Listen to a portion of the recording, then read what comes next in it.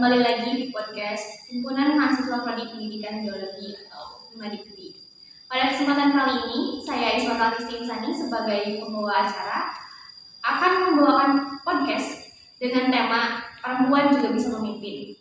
Untuk itu, kami akan mengundang salah satu pemimpin perempuan di lingkungan Prodi Pendidikan Geologi, yaitu Ketua Dewan Perwakilan Mahasiswa Prodi Pendidikan Geologi, Teh Dina Noviana. Untuk itu, sekarang kita undang Teh Dina Noviana sebagai Ketua Prodi Pendidikan Geologi untuk masuk ke podcast. Oke, di sini saya sudah bersama Teh Dina Noviana sebagai Ketua Dewan Perwakilan Mahasiswa Prodi Pendidikan Geologi.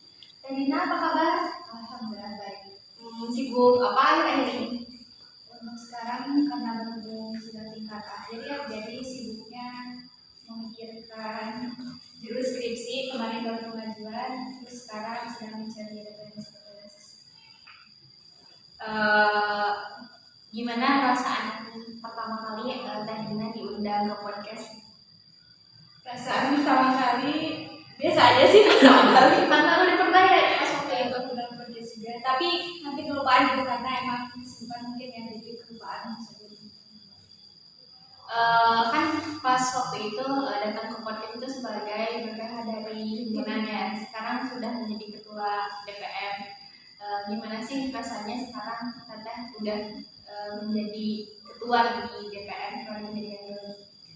Rasanya gimana ya, susah dijelasin sih karena emang pindah haluan ya dari eksekutif ke legislatif gitu. Jadi berbeda sekali, yang dulu mah seperti ini sekarang seperti ini, jadi berbeda sekali. Terus pertama kali menjabat jadi ketua, jujur karena belum pernah di legislatif, jadi emang kebingungan gitu. Jadi harus mencari berbagai informasi, sumber-sumber pengetahuan tentang legislatifan. Meskipun emang pernah mengikuti pelatihan legislatifan, tapi tetap saja itu pasti kebingungan. Jadi harus banyak bertanya ke yang sumber-sumber. Baik, kita langsung ke pertanyaan aja ya. Jadi ada beberapa pertanyaan nih. Yang pertama, orang perempuan itu adalah makhluk perasa. Dia mengedepankan perasaan.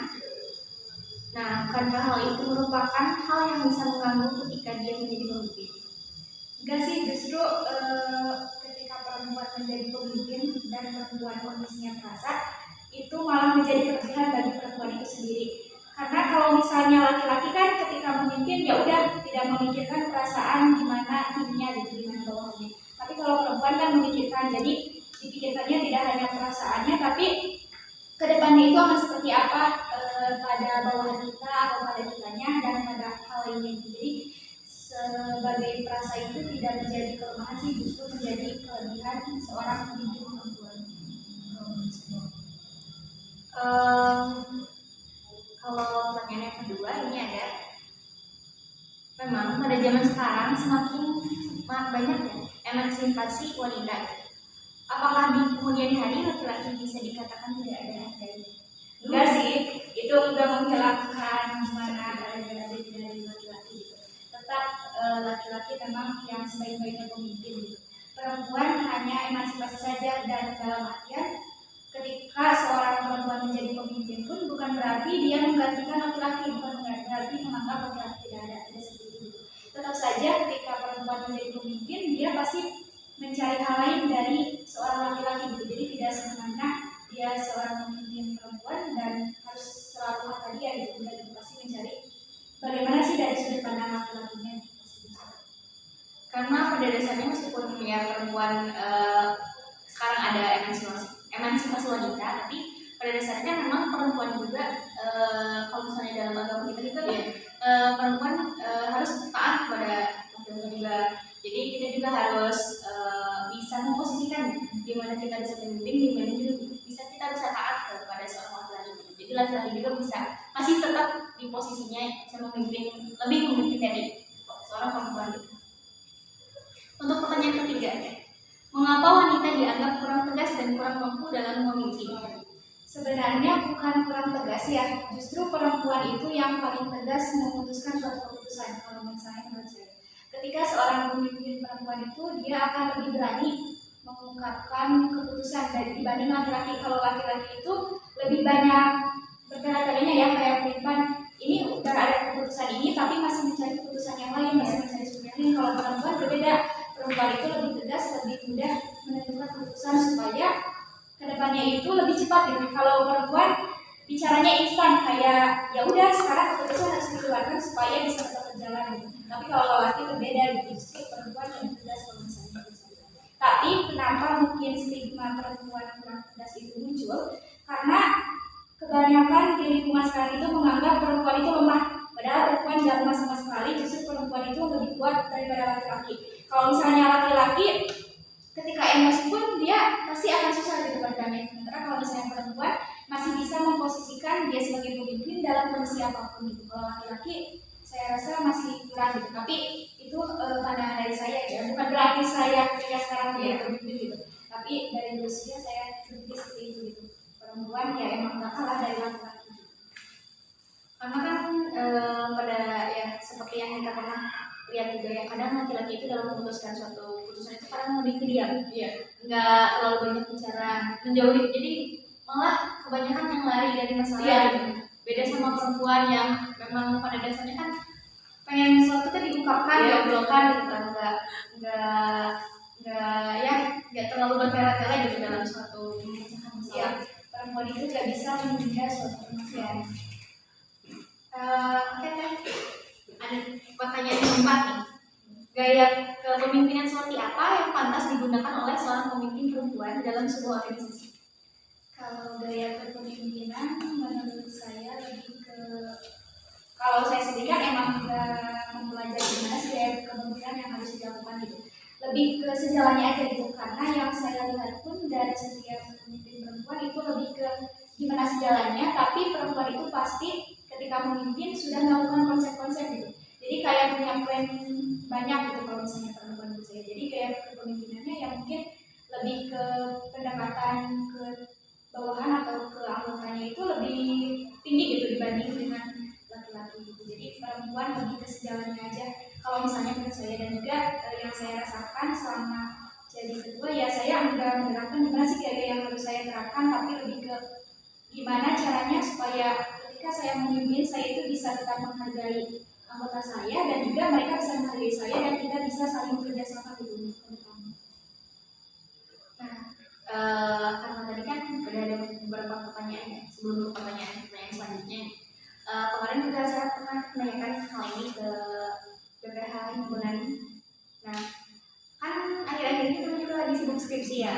Nah, apalagi kan dekat akhir mau cepet selesai. Padahal 4 tahun nggak terasa. 2019 kan kita kelas 1 tahun berjalan lalu COVID, ada transisinya gitu. Gimana sih cara teteh gitu kan menghadapi perubahan situasi-situasi yang ada yang berubah pada diri teteh, terus kayak gimana juga cara memanage waktu teteh antara ikut organisasi kan, apalagi teteh bukan cuma ikut di sini ya, bukan cuma ikut di DPM, di beberapa organisasi lain. Gimana sih caranya untuk memanage waktu di antara kuliah, organisasi sama kesibukan lain? Kalau saya emang punya prinsip dari dulu ketika saya terjun ke lingkungan, yang saya ingatkan selalu pada diri saya bahwa saya akan mendahulukan apa atau siapa yang membutuhkan saya gitu. Jadi lebih mementingkan kalau misalnya di organisasi dan keluarga misalnya ada 2 kegiatan, tapi yang mana dulu yang lebih membutuhkan saya di situ saya akan datang gitu. Kalau saya seperti itu. Jadi meskipun misalnya di acara itu penting ya, tapi dari si acara itu tidak ada kata misalnya membutuhkan saya, ya otomatis saya akan lebih mendahulukan yang lain yang lebih membutuhkan saya gitu. Saya gak peduli misalnya orang lain bilang ini tapi kan punya tanggung jawab, gak peduli gitu, karena memang etika kamu gitu kepada saya itu seakan tidak membutuhkan gitu. Jadi saya lebih memilih yang memang beretika membutuhkan saya gitu. Itu sih kalau saya. Jadi kalau misalnya saya bisa seperti itu, yang saya rasakan ya saya akan lebih tenang dan kayak udahlah berjalan semuanya gitu. Tapi ketika emang yang membutuhkan saya sudah selesai urusannya, saya pun pasti akan ke urusan yang lain juga gitu. Terus sejauh ini nggak ada, meskipun banyak bentrok ya kemarin-kemarin ke belakang, tapi ya bisa saja itu bisa dihadapi. Tapi untuk sekarang karena emang urusannya kuliah ya di tingkat saya juga lagi membatasi kayak kegiatan-kegiatan yang lain. Jadi saya stop organisasi yang lain, saya hanya di DPM. Nah, untuk pertanyaan selanjutnya, apa saja yang menjadi hambatan wanita jika menjadi seorang pemimpin? Hambatan wanita Sebenarnya nggak ada hambatan ya, karena sama aja gitu. Tapi terkadang kembali ke yang perasaan, kadang perasaan itu membuat wanita menjadi terhambat gitu. Sebenarnya faktor luar sih, kayak orang lain selalu mengatakan lain, perempuan kok jadi pemimpin gini-gini. Itu sebenarnya bisa menghambat gitu. Tapi kalau bagi saya sendiri enggak sih, saya nggak peduli dengan perkataan orang lain kenapa perempuan jadi pemimpin gitu, karena perempuan sama aja dengan laki-laki itu bisa menjadi pemimpin, jadi tidak ada hambatan sama sekali. Paling yang terhambatnya ketika misalnya dihadapi dengan waktu sih. Kalau misalnya perempuan kan waktunya terbatas ya, nggak bisa misalnya perempuan beraktivitas sampai 24 menit nggak bisa gitu. Tapi ya kalau misalnya emang bisa pasti diusahakan gitu perempuan juga gitu. Tapi ya di kebanyakan kegiatan yang telah berlalu gitu yang saya hadapi, ketika emang waktunya sudah malam saya nggak bisa gitu, karena emang kita juga kan punya kesepakatan ya dengan orang tua gitu, bahwasanya kita punya aturan tersendiri di rumah seperti apa. Jadi tetap mementingkan peraturan juga dari orang tua. Karena memangnya perempuan memang ada batasan-batasan. Apa sih yang menurut Teteh gitu Pak?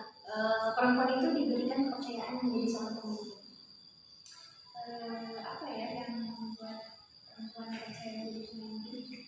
Ya karena sifat perempuan itu sendiri sih, kalau misalnya sikap perempuan yang tegas, atau mungkin karena pengetahuannya itu bisa membuat orang lain percaya bahwa perempuan bisa menjadi pemimpin. Karena dari beberapa artikel sih yang pernah saya baca ya dulu, ada yang mengatakan bahwasanya seorang perempuan ketika menjadi pemimpin itu justru akan membuat suatu organisasi lebih baik, katanya seperti itu. Karena perempuan itu kan lebih cerdas ya kalau misalnya dibanding laki-laki, itu kata artikel tersebut ya. Perempuan itu lebih cerdas katanya, jadi lebih bisa mengerti bagaimana sih dari kondisi setiap anggotanya gitu, sehingga organisasi tersebut bisa berjalan lebih baik. Itu sih yang saya dapatkan dari suatu artikel karena kecerdasan seorang perempuan. Dan juga kan kalau perempuan itu ketika misalnya dihadapi masalah, dia pasti akan mencari banyak sumber gitu, gimana cara menghadapi masalah itu. Berbeda dengan laki-laki yang lebih banyak diam, terus emang laki-laki kadang malah curhat ke teman-teman laki-laki yang lain gitu, kayak diskusi gitu. Sementara perempuan kan mencari sumber yang relevan emang gitu. Ada pertanyaan terakhir tapi belum penutup ya. Apakah perempuan mempunyai hak yang sama sebagai seorang pemimpin seperti laki-laki?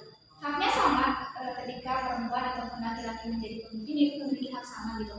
Perbedaan hak antara perempuan dan laki-laki itu tidak pada kepemimpinan yang, tetapi itu di bagian luarnya gitu, tidak sama pautnya dengan kepemimpinan. Kalau dalam kepemimpinan hak dan kewajiban ya sama aja gitu antara laki-laki dan perempuan.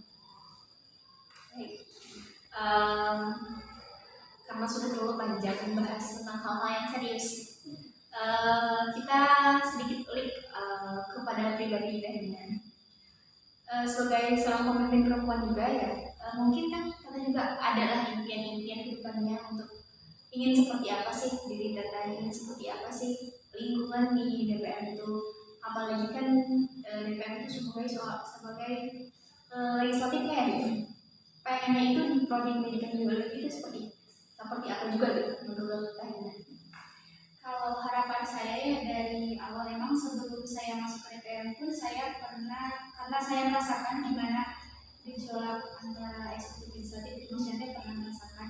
Jadi harapan saya emang ingin memperbaiki bagaimana hubungan antara eksekutif dengan legislatif. Karena ke belakang banyak permasalahan antara legislatif dengan eksekutif yang membuat kebanyakan orang takut ketika masuk ke legislatif itu. Tapi setelah saya teliti mungkin ya telusuri gitu, ternyata nggak seperti itu gitu. Kita hanya salah persepsi dari masing-masing gitu. Jadi harapan saya semoga ya baik legislatif ataupun eksekutifnya bisa lebih tahu gitu gimana sih jati diri dari masing-masingnya, supaya kita bisa bersinergi, bisa bekerja sama dengan baik gitu. Seperti yang kita ketahui bahwa legislatif dan eksekutif kan memang mitra kerja ya, jadi otomatis ya harus sejalan gitu, dan bisa kita terpisah gitu. Jadi harapannya ya semoga kesejalanan itu bisa terus ada gitu sampai kapanpun, supaya prodi kita itu bisa lebih maju lah, bisa lebih baik gitu dari sebelum-sebelumnya. Dan juga kan supaya antara legislatif sama eksekutif itu menghilangkan stigma. Kalau misalnya eksekutif sama legislatif itu musuhan gitu kan. Ada kebanyakan beberapa sudut pandang seperti itu kan ya. Ya diberikan. Pertanyaan kali ini tuh tentang pribadi dirinya. Menurut Tata ya, kan kebanyakan perempuan itu selalu insecure terhadap dirinya, apalagi dalam soal memimpin. Gimana sih cara Teteh menghilangkan rasa insecure sebagai seorang pemimpin perempuan juga? Sebenarnya saya juga pernah merasakan kayak insecure, gimana sih saya terpilih sih jadi ketua DPM, padahal laki-laki maksudnya lebih baik kayaknya gitu. Tapi kalau misalnya saya merasa insecure, saya pasti mencari sumber-sumber gitu yang bisa menguatkan saya gitu. Kayak kalau saya kan pribadinya lebih ke suka berkata-kata, yang maksudnya ketika ada hal apapun saya pasti mengungkapkannya dalam kalimat kayak gitu. Jadi dari situ muncul gitu semangat baru. Kalau saya seperti itu sih dalam kondisi apapun, tidak hanya dalam kepemimpinan ya, dalam kehidupan pun kalau misalnya saya lagi insecure dan sebagainya, pasti saya mengungkapkannya dalam kalimat gitu. Dari situ ya muncul gitu kayak kesemangatan tersendiri sebenarnya dari saya. Nah, selain itu juga ya, kayak seorang perempuan kan adalah makhluk problematika. Nah, apakah menurut itu sedikitnya benar? Kalau misalnya benar, cara kita menghadapi diri kita kan kadang perempuan itu adalah seseorang yang selalu bergelut dengan pikirannya sendiri ya. Kadang orang lain belum tentu misalnya bilang A, tapi kita di otak gimana kalau misalnya orang itu bilang A, gimana orang itu bilang B gitu kan. Cara mengatasi diri kita sendiri terhadap problematika itu gimana? Itu benar sekali ya, problematika emang sering muncul gitu, dan dalam diri saya juga seperti itu. Ketika emang menghadapi apapun pasti di dalam otakku berpikir gitu kayak banyak sekali yang ingin diungkapkan, banyak sekali yang ditanyakan, tapi saya itu tipikal yang lebih diam. Jadi kalau misalnya saya berbicara justru akan merangsang permasalahan itu gitu, jadi lebih parah gitu. Tapi kalau misalnya saya diam dan mencari jawaban sendiri, kayak ya banyak nih pertanyaan di dalam pikiran, tapi kalau saya mau mempertanyakan ke orang lain saya nggak bisa gitu. Jadi saya lebih tenang sendiri dan lebih mencari jawabannya sendiri gitu. Seperti itu sih. Kalau misalnya saya sudah punya jawabannya sendiri, minimal maksudnya nggak sepenuhnya jawaban gitu, minimal ada sedikit yang memang terlintas gitu tentang hal tersebut, pasti saya mendiskusikan dengan orang lain. Seperti itu sih, jadi lebih mencari tahu dulu sendiri baru berdiskusi dengan orang lain. Sangat inspiratif sekali untuk perbincangan kali ini gitu. Soalnya kan memang sengaja ya podcast di himpunan kali ini tuh nggak selalu membahas tentang proker-proker gitu. Karena di balik seseorang membangun sebuah organisasi kan memang ada pribadi dirinya juga gitu. Cara menghadapi masalah seperti apa, cara berpikir seperti apa ya sejauh ini. Terima kasih karena sudah mungkin ada sedikitnya mewakili seorang perempuan yang terhambat untuk menjadi seorang pemimpin gitu, karena dengan segala obrolan orang di luar, dengan segala malah problematika di dalam dirinya sendiri juga gitu.